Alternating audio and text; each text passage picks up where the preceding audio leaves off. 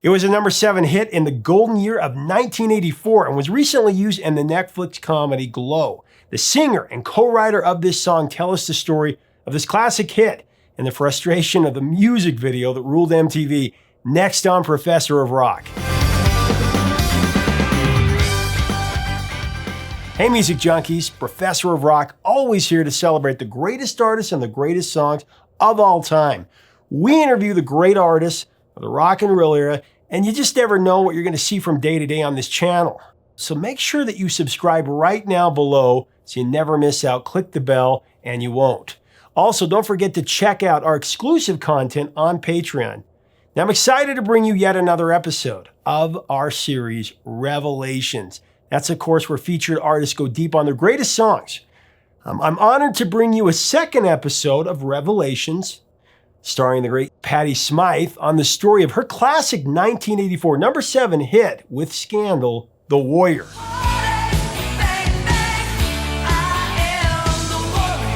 Such a classic song from the 80s. Patty and the co-writer of this song, Songwriters Hall of Fame inductee Holly Knight, actually tell the story of this song and this unique era in rock history. Patty also tells us about her latest album, It's About Time. It's really great. You'll want to check that out. As we go into this interview, I want to thank our sponsor, Zenni Eyewear, my favorite frames ever. Go design your own pair with digital blue light protection at zenni.com. Here's the story of The Warrior on Revelations. Tell me about The Warrior. How did you get the song and how did that all come about? I didn't feel any pressure at all when we went in to do The Warrior. I again was a new writer, so all those songs on there that I wrote were the first songs that I wrote. After Goodbye to You and Another Bad Love or whatever, my EPs. We wrote Beat of a Heart. Beat of a Heart. When they brought The Warrior, I was like, this is how Mike Chapman wrote a lot with Holly Knight. Mike Chapman was not somebody who would try to, maybe he wanted to get his songs released as singles, later on, but he just was like, I have this song. I think it's a good song for you. He played me the song. I'm like, I think you're right. I want to do it. And that was it. So we recorded that. And I believe he also played me Love is a Battlefield.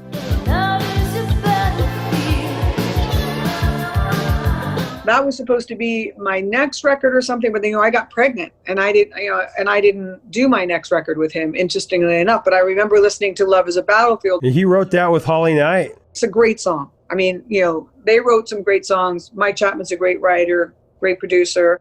Holly Knight's a great writer. So there wasn't any, I didn't have any, I had not even a slight hesitation on that song. It was like, I don't know why. I just sometimes I should probably pause and think, but on that particular instance, I knew that was a song that I was gonna, and I wanted to, do it, and I wanted to do it great for Mike Chapman. He had worked with all these other big singers, so I wanted to please him. I was like, I'll show you what I can do with this song, and that's a good place to be at. When you're trying to impress your producer, you're trying to sing as best as you can, and so he got really good performances out of me because of that, I think. Because I had a lot of respect for him. What do you remember about recording it? What stands out to you? Oh God, it was such a crazy time in my life. I broke up with a guy I'd been with for years, and I came in the studio one day and I was crying. I couldn't sing because crying messes up your singing, and I kind of just remember, I guess the thing I remember particularly about recording Goodbye to You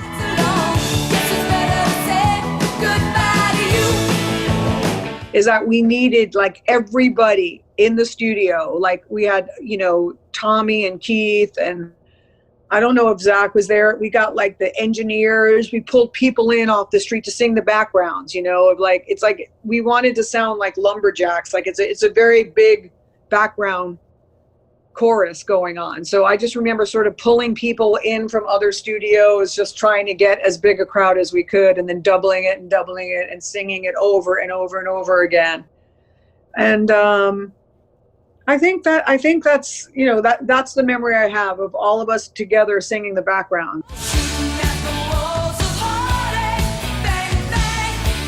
And it was a fun song to record. It was very easy.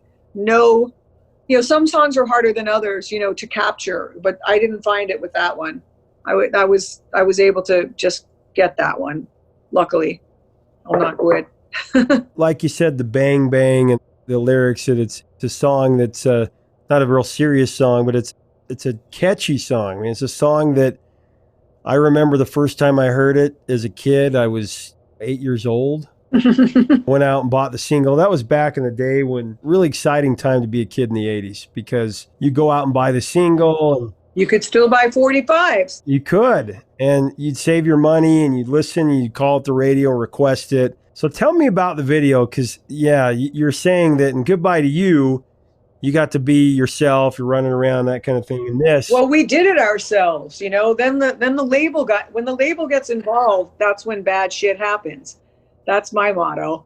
So they just brought in this French chick who I realized later must have really not liked me at all. Like, she cut all my hair off and, brought me to this hair guy and then made these costumes, and they all thought it was great.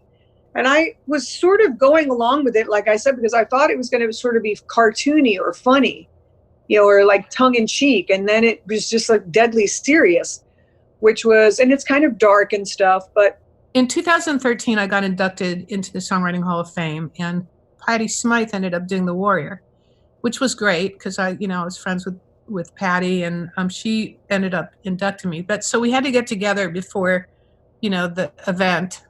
We didn't have to. We wanted to. We hadn't seen each other in many years. And she's another New Yorker, so, we're cut from the same cloth. And we're sitting there, and she looks at me, she goes, okay. She goes, tell me the truth. And I said, okay.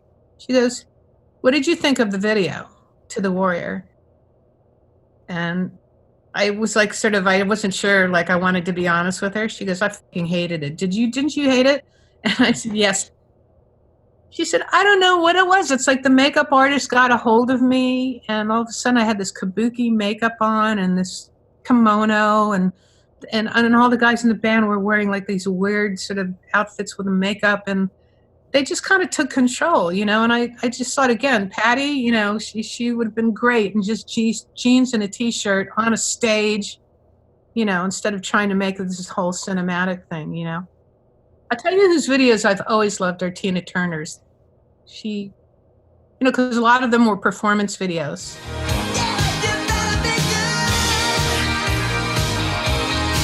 The song itself, you run away. It's your heart that you betray, feeding on your hungry eyes. I bet you're not so civilized. I mean, the lyrics are so percussive and so good and juicy. Follow me, stereo jungle child. I mean, come on. Love is a kill, your heart's still wild. Those are great words. That's why when you hear it, as soon as that verse starts, to me, you're like, what? Like, that is some great, so for me, I think that's what's really strong. And then it is a huge chorus. I mean, even if it is shooting at the walls of heartache, it's a big ass anthem-y chorus.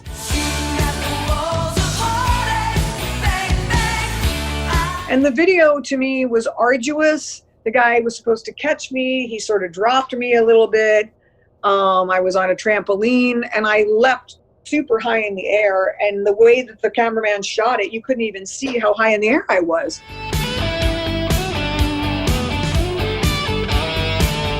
So for me, I just was like, who are these guys and why are they making me do this video? And so I remember going to my label and going, please don't put this out. Don't put it out. Let's make another one. I'll pay for it. Let's make it. That was an expensive video. And of course, you pay for it because it comes off out of you have to recoup it. But anyway, they just were like, no, they thought it was great. And I guess they were right because it was a very popular video. But what was interesting about that, and this was a thing where in your career, you see again, because I had all that makeup on and I'm not really in the video that much, I did not become more recognizable or more well-known as an artist as a result of having a huge hit record. And that was weird, but I noticed it. It was like, wow, people didn't almost kind of put the two together. You know, it was so, the both videos and the way that I looked was so different. And so on one level, that was okay, because a year later I had a kid, and, you know, like, I could go under the radar, and I've always liked to be able to go under the radar. I mean, I want to be recognized when I want to be recognized, like everyone else, and I want to go under the radar when I want to go under the radar. But that definitely did not help my professional profile, if you know what I mean, because I wasn't recognizable. I mean, it was fun to see people dressed up as the Warrior at Halloween, I have to say that, and coming to my concerts, you know, that was great. But it's interesting to note that it didn't make it, it was almost like I was singing through a disguise in a way. Do you know what I mean? Well, and it's interesting, the connection of the Warriors, the movie, and then the Warrior, the song. They've got one night. The Warriors. It's been used in pop culture so much, especially lately with Glow. Love how they used it there. You probably thought that was pretty cool.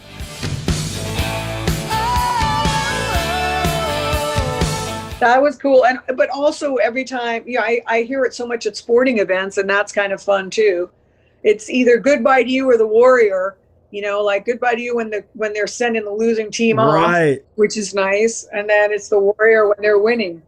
It's become the new, like, na na na na, say goodbye. Yeah, exactly.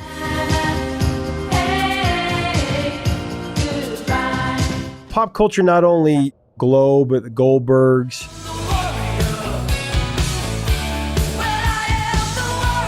And I think the reason, it's just a song that is etched in the culture of that year. 84, like I said, that was a big year. And to have a song that still stands out with the hundreds of songs from 84 that were huge. I mean, you think about, there were hundreds of songs in 84 that are still like... You're right. I hadn't thought about it, but I feel like recently I went back and looked at the year, and I was like, wow, like I had some stiff competition too, you know, to climb up to 7. Because I remember, like, recently I just was looking at that.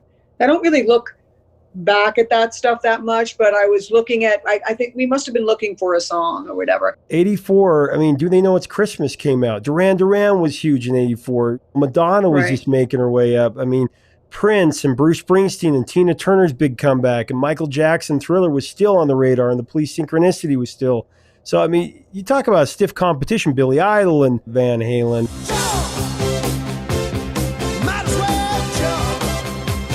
I mean, everybody was at their peak at that moment. That was like the year that pop music peaked. So to still have a song that not only hit number 7 then, but is still like big now, that's huge. I know, it's thank you. It's pretty awesome. I mean, I owe that. I've got to thank Holly and Nick Gilder for that. And it's funny because Nick Gilder, it's weird. I mean, I feel like I met him a million years ago. Let's talk about The Warrior. You wrote it with Nick Gilder, of course, who had a #1 hit himself, Hot Child in the City. Another great song. Hot Child in the City. That was a Mike Chapman production, I think. So he introduced us because he was my producer. And I guess I thought it was a woman. Like we never really talked about it. And I thought a woman was coming over to write because I thought Nick was a woman from his voice, you know, because he has a very high voice. And so I was kind of surprised when he walked in. And we wrote that song in one day. And I remember giving it to Mike because he was about to do Patty Smyth. We actually wrote it for her. He said he needed a song. We wrote it and we demoed it. And I still have the demo. I mean, it's here's the thing, like most of the demos are very much the same, except that we don't have the luxury of going in a studio and getting the, you know, like a incredible drummer and the best bass player and the best guitarist and the best engineer and having it mixed, all those sonic things. If you take those things away, our demo was pretty much the same. And I've always loved Nick's version of it because he's such a great singer. And I said, you got to put that out, you know, on your own. So I sent it to Mike, and I don't know if he was like not in a listening mood that day or whatever, but he was sort of like, whatever, you know, he didn't even really respond to it. He just said, yeah, I heard it.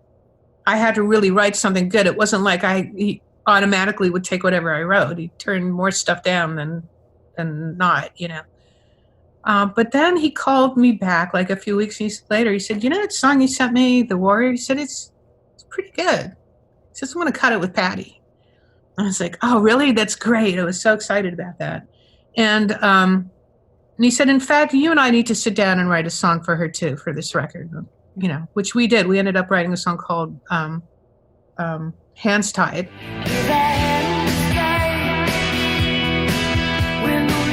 Which is also one of my favorite songs. I think that song was a hit. I don't know why it wasn't, didn't do as well as it should have, but it was a great song. And anyway, so I told Nick, and Nick decided that he didn't want to give the song to Patty.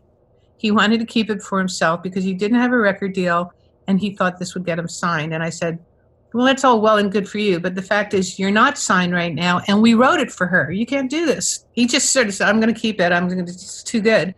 And then Mike called him up and said, listen, mother, if she doesn't get to record it, you're not going to record it. So he had to give in, and she cut it. I mean, he says now that he's so happy. I don't know if he wrote with her anymore, but that was a match made in heaven. But I remember now why I was looking at 84, because somebody asked for they were asking my favorite songs. And one of my favorite songs was What's Love Got to Do with It. I just thought that was a great Tina Turner song. I don't know why. I just love the way she sang it. What's love got to do with it? I mean, now, like the production's kind of weird. Like, you hear all that synth stuff that you didn't hear back in the day because everything had synth on it, kind of. But, she didn't really like that song that much either. And then Cyndi Lauper as well. I mean, Time After Time, such a great song. And unwind. If you're lost, you can look and you will find me. Yeah, girls just want to have fun and Time After Time. Yeah, there were a lot of, it's true. That's another iconic record, and she sang her ass off. I remember her from Blue Angel. She was playing at the Ritz in a group called Blue Angel, which was the group she had before. So I'm gonna be strong. God, was always a great performer and a great singer. The Warrior, it also, not only is it such an iconic song, but again, the video, making its way through MTV. I remember that was on rotation like crazy there. Oh, yeah. You must have been in the makeup chair for a while with that. Oh, yeah. Oh, yeah. That might have been 2 days of that stuff, because then I had to put the big blue thing on through my hair. It seems like people were really like influenced by Cats at that time, because you look at a lot of these videos from like 84 to 87. Oh, my God. You are so right. And I hated Cats. People were trying to do the Cats thing, and I'm like, I don't get it. It's very Cats-like. I mean, the creatures that are... But, it would be interesting to see the outtakes of that, because the costumes and the makeup were incredible. And they should just do a video without me and that goofy guy and just all these creatures that look to be coming out of the sewers and stuff. It was very like Les Miserables meets Cats. It really was. This new record, it was funny because it was literally like March. I think I had already been on the cruise. I'm here in the pandemic. I came straight out to LA, got my daughter home from Spain. She was doing a semester abroad. And then my manager was like, what do you want to call the record? And I was like, oh, it's about time, And then I was like, all right, how about It's About Time? Because it's definitely about time. And then what was interesting is the songs are kind of about time. Like Drive is about, driving back to a simpler time. With me, let's go back in time, let's drive. Losing Things is about now, where as the years go on, you lose things that are good and are bad, it's interesting to see how, my memory's not as sharp, or my vision isn't as good. The things that I tried to hold on to from my childhood, whatever they were, books or, this tape of my grandpa singing, things like that, so I sort of turned it into, I'm good at losing things. Still springs, I'm good at losing things. I feel like somehow in this song, in this record, it became about time. And so much time has gone by that it's just sort of a weird thing that happened. Like, I didn't realize I was writing songs about time. Even No One Gets What They Want. But I mean, that doesn't really speak to time. Or Build a Fire, which is about my husband and I, but that was kind of, you know, it's based in time too, because you spend so much, you know, so many years with somebody and you still feel this like attraction and this love for them. That to me is like, wow, like I didn't know that could happen. You so long have lost all track of time. You know, like that is like mind blowing. And the truth is like the longer you can stay in there with somebody, the more exciting it can become, because you're really like in it, you know, and you're really getting to know somebody like so profoundly. Marriage and this like traditional thing was like a wild, weird, crazy frontier for me. You know, very normal for most people, very, very unknown and supernatural to me. Never did I see that. All these years later, though, what's the legacy for you? How do you feel about that song? Because it's a great song. The Warrior? Yeah. Yeah, I mean, I love singing it. You know, it's my song. It's like when Holly got inducted into the Songwriters Hall of Fame, she asked me to sing it for her. I'm like, of course I'll sing it for you. I mean, It was a better song for a girl to sing I Am the Warrior than a man, because that was more timely. A guy singing it's like, yeah, whatever, you're the warrior. But a girl singing it, that's my song. That's who I am. I am the warrior. I mean, I think that song's brought me so much, you know, just so much positivity, really, honestly. There's nothing negative about it. You know, I may not love my Cats video quite as much as my Goodbye to You video, and I didn't write The Warrior, but I feel like, you know, You've become the song. I made that song mine. Yeah. I made that song mine. So I love it. I mean, I still like to do it live. I like that people get so damn excited when it starts. I mean, it's just fun.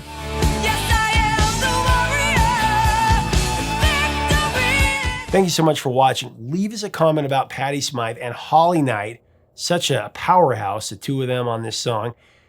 Of course, this song from the golden year of '84. Share a memory about the song and make sure to subscribe to join our music community below to get more content. Again, look at our Patreon link. And to get Patty Smyth's new album, It's About Time, click on the Amazon link below. You're not going to want to miss this. It's really great. Help us keep the music alive over here. Till next time, 3 chords and the truth, my friends. Stay safe out there.